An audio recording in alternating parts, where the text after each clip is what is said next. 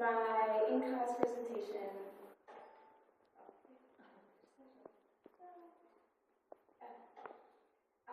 So the first assignment that I thought that was very useful was using health links. I took this off of the discussion thing, but according to Rees and Golson, there are at least 20 different techniques which a public health educator can choose in order to deliver important information about health disease topics to target groups.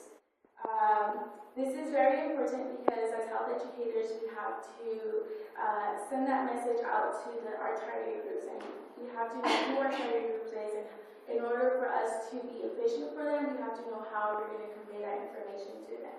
And using health links is a very useful tool that we can use as health educators. The project that I did, it was during the Montana Health Project. It is a large-scale prevention program aimed at reducing meth use through public service, messaging, public policy, and community outreach. And this is a video that... Yeah, my parents think I'm sleeping at your house. Yeah, I'm just jumping in the shower. Okay, bye.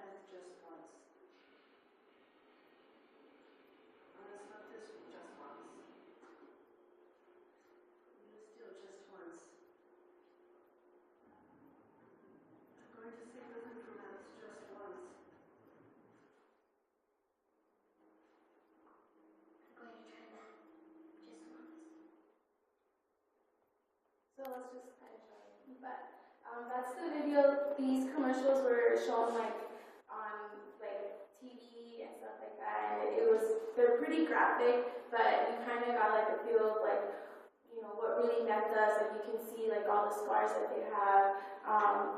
So for my project on the assignment, I would present this to middle school students during an assembly. I would present like those videos, and we would go more in detail as to like what meth does to your body, so that they know, they know what are the effects of meth. And their approach was they armed teens and young adults across the state with facts about methamphetamine, so that they make well-informed decisions were presented to try it. So seeing these videos, they're kind of harsh, but it's the reality of it. And this is like, remember one of the billboards that they had, like these billboards were placed in schools or placed in all over throughout the state. And during the assembly with the middle school students, you know, again, I would open up to more discussion, you know, kind of have like their feedback of it, because when you see these pictures, it's like they think drugs are cool, but like really, like you know you're gonna end up like that, and that's not cool. And then at the end of it, in order to like this project was aimed for teens and young adults. So in order to get like a better perspective of what they feel the meth is about, like I opened a competition where they had to create a tagline or a commercial of what meth does. That way, you know, we're getting their input as well. And then the Montana Meth Project was actually very successful.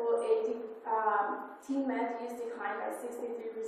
That's like more than half. That's huge, especially like in like public health. Like it's probably one of the biggest public health accomplishments. In adults, it declined by 72%, and meth-related crime decreased by 62%. and it was named the third most effective philanthropy in the world by Barron's. So using health and quirks. The next assignment that I chose was ethical considerations. Is it ethical to influence health decisions based on motivational techniques designed to persuade by questionable rewards and intimidation or coercion? Well, first we're going to, like Michelle, she went over it, like the 4 principles of ethics. It's personal freedom or autonomy, avoiding harm, doing good, and doing justice.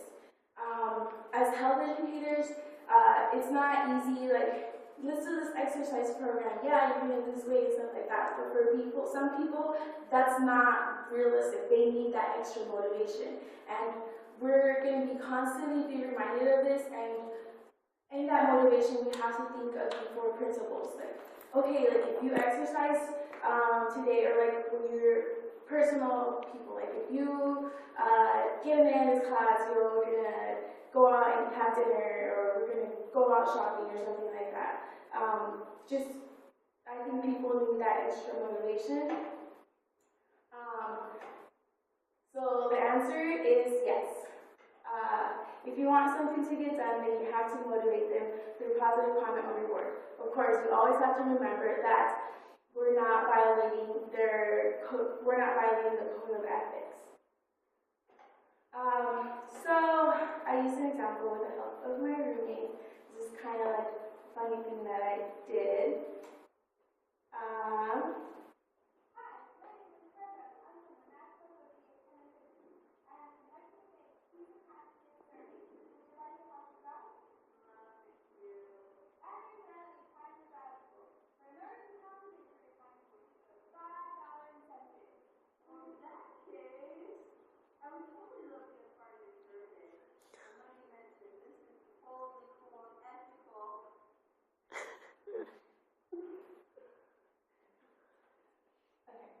So this is something that I actually did. Adriana and I, we both worked through this Slow Crush campaign, which was like an anti-smoking campaign, and we worked with the Latin Chamber of Commerce, and we had to get surveys out from people. Like we would go to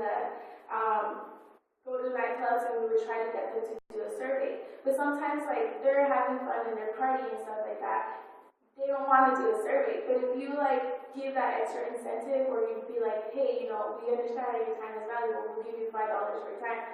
Like as soon as we said that, like right away people were trying, sure, I'll do the survey, but we didn't violate their reward, like do the survey, you get $5 because that's unethical.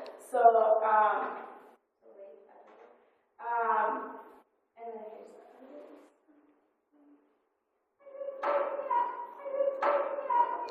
here's Keep going, get in already. That's good. Peace and love. Peace and love.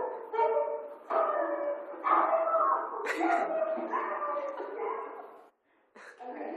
So, we weren't, obviously there's limits as to like what you can do to get that extra motivation. Obviously you're not going to hit them or, so that was unethical. Like I said, some people need that extra motivation, and sometimes we have to provide those incentives, whether it's monetary or whether it's just through encouragement or if you go out to shopping. But when you do motivate people, to get what you want to be done or to achieve your goals, you would have to consider these extra motivation. So motivational techniques are designed to persuade by personal rewards and intimidation or coercion, words, and does not pose an ethical concern as long as it follows the 4 principles of ethics.